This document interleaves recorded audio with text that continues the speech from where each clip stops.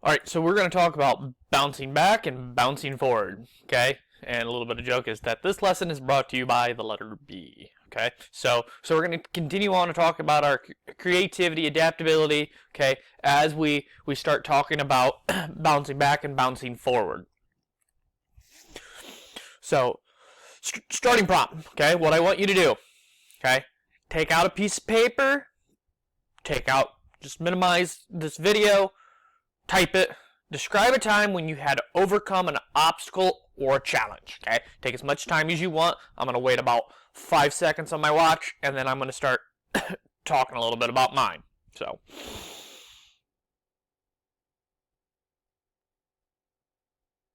all right. Guys, this whole e-learning thing, yeah, this is a huge obstacle. Trying to come up with fun, unique ways for me to continue to engage you and keep you guys rolling and learning stuff along the way. This is a huge challenge, a huge obstacle. Okay, guys, I'm gonna tell you, obstacles, bouncing back, bouncing forward, comes at you every day, all day long. Okay, that's one of the things about being an adult, is that it's nothing but non-stop obstacles about how you're going to be able to do it. You know, like today, another one is finding the time to be able to create my lesson, get my lesson to you in a quick manner, and then start grading before my deadline. So those are just some obstacles, okay, and that they are very, very common, okay, and that you need to be resilient in when dealing with them. Okay, so there is a TED Talk that I have uploaded on the lesson. Okay, so you're gonna pause this slide, pause this video, and you're going to go switch to the Amy Purdy TED Talk and hear her story about her being resilient. Okay, I'm going to give you about 5 seconds on this video, for you to be able to pause it, go to it before I keep rolling. All right, so go.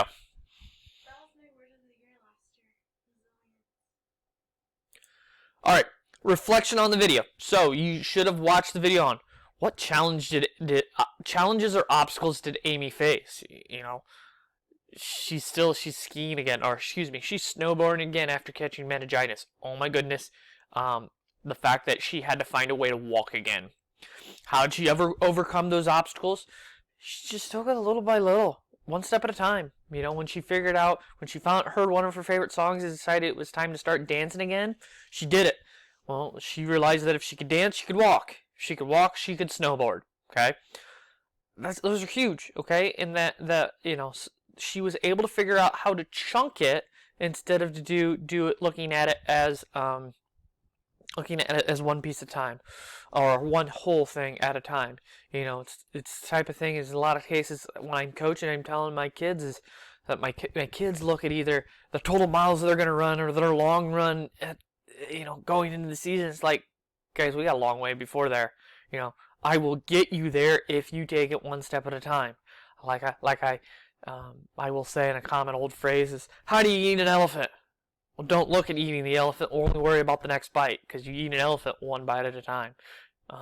Okay, how do you react when you meet unforeseen challenges and obstacles? Okay, everybody acts differently. Okay, and I will tell you, different objects, different ways you think they're no big deal. You know, there are definitely times where I'm just like, this is no big deal.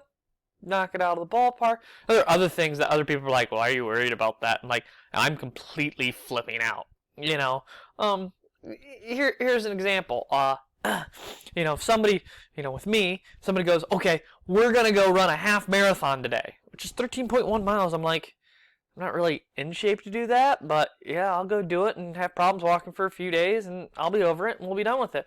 Where if one of you guys think about running a half marathon, you're probably pretty scared, thinking, oh my God, I can't do that. I can't even run a mile. And so it's just one of those things, is perspectives. Okay. But I want you to know, everyone will face obstacles and challenges in life. That is life. Life is not easy, and that even though you think you have everything planned, things will change. Plans will change. Okay. We cannot choose what happens to us, but we can choose how we react. So always remember that reaction to how you do certain things will change things. Objectives. So as we continue on with this lesson, you will learn to define and explain the importance of resilience, demonstrate turning a challenge into an opportunity for learning, okay?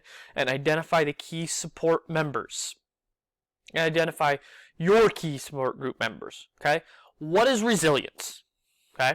So what I want you to do is I want you to pause my video, get out a piece of paper, and write down everything you know or think about resilience, okay? Take as much time as you want. I'm going to do 5 seconds on the clock. Ready? Go.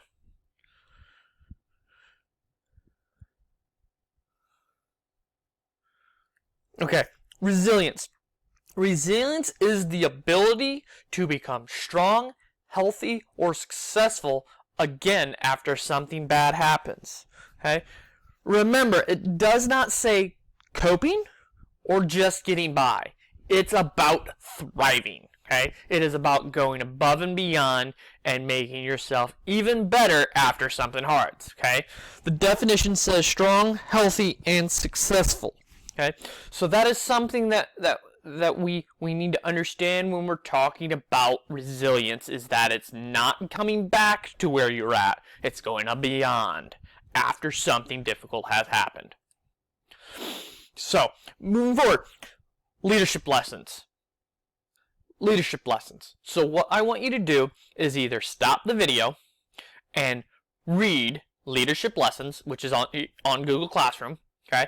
Or stop and have me read it to you, okay? Which is a YouTube video also on Google Classroom. So do one or the other and read about how Coach Kevin Ollie overcame adversity for the University of Connecticut men's basketball team, and how they went on to thrive and become more. So take a little bit of time, do that. I'll give you about 5 seconds on the clock here.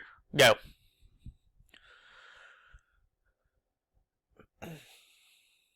Alright, as you come back, what I want you to do, pull out a piece of paper, Word doc, pause the video.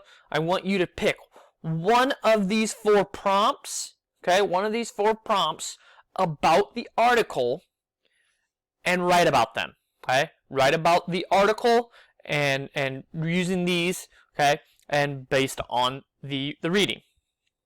Go.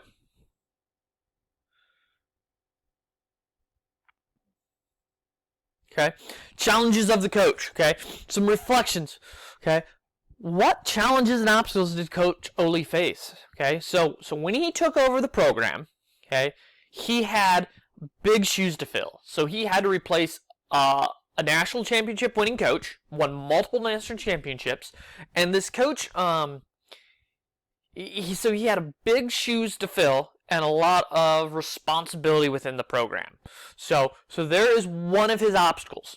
Another one of his obstacles is that his team was had poor grades. Okay, he had poor grades, and because they had such poor grades, they could not compete in postseason tournaments. Okay, so they could be the best basketball team in the nation, but because they didn't have the grades to play, okay, and that you do have grades, and I'll get into that. I'll go a little bit in here, a little bit more into that here in a moment. Because he didn't have the grades, his team didn't have the grades, they were banned. They couldn't play. So he had to take one of his first years there, and he had to re-emphasize grades. Okay, and because they're student athletes, they had to get their grades up before they could play. Okay. How did his team bounce back and then bounce forward? Okay, so after they focused, so they switched their focus and they used it as an opportunity. Okay, it wasn't a challenge. It wasn't something that was going to hold them back. They looked at it as an opportunity to grow and strengthen. Okay, and so really what happened is that they went in, they focused on getting better, playing better as a team, and getting their grades up. Okay, and they said that their top player, and I remember the name, he went in and he made the dean's list, which is the high honor roll when you're there at a college. So for the semester he made high honor roll. They won the NCAA tournament, and they moved forward. So here's a little bit of information about the UConn. So before the Big Ten, which is the huge major conference here in this area, which is what IU and Purdue play, and Michigan State and Ohio State, all those teams play in the Big Ten. Well, the Big Ten was actually looking to expand. They wanted to get get closer to the New York market, because the New York market for the Big Ten network is a lot of money. So they're trying to figure out how to get a major university in there. Well, one of the teams they looked at and actually started talking to about leaving the Big East was the UConn team. And UConn athletically was great. They're like, we want this team in here athletically. But the problem is that the Big Ten has one of the highest academic standards of any major conference, and they wouldn't accept UConn because their grades were too low. And so it became a detriment and actually affected things here. The Big Ten ended up getting Rutgers, which is found, I believe, in the New Jersey, New York area, to get that market that they wanted. But one of the original teams they were looking to expand to was UConn, and so they didn't do that. So that's kind of what happened along the way. So that's some things that went on. So, and here's another example of what happened, and this college story made me remind. So, one semester I got really, really sick and actually almost had to drop out of college when I was there. and I said, nope, I'm going back. I went back as soon as I could, okay, after I got sick. I said, I'm finishing up the term, and when I finish up the term, I'm going to continue on. And when I came back, so that was a fall semester of 1 year. When I came back my spring semester, I actually had some of the hardest classes I've ever taken at the college level. And I went in there and I said, I'm going to succeed, I'm going to pass, and actually had the highest GPA other than my student teaching of my college career. And so that was an example of my resilience in going back and doing that and getting things done. Okay? So when we think about resilience, I want you to think about it. How does that look in a traditional class? Your math, English, and science. How does resilience really look? Within these very trying times, resilience is trying to figure out how to do your math homework. Okay, figuring out how to do your labs for your science classes at this time. Resilience for your English is doing your online lectures, doing your online writing. Okay. Well, within those classes, you're not necessarily doing online. You're doing your papers. You're doing your math.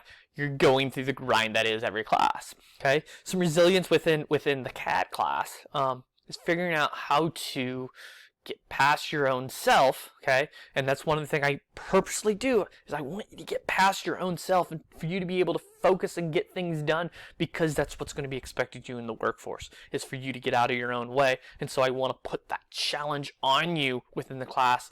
And so I'm not big on harping over you and seeing that you do things in the manner that I want you to, because you got to figure out yourself. Okay, and so I teach at a low college level, okay, to better prepare you for the future. Okay, resilience in the e-learning, you got to stay on stuff, guys.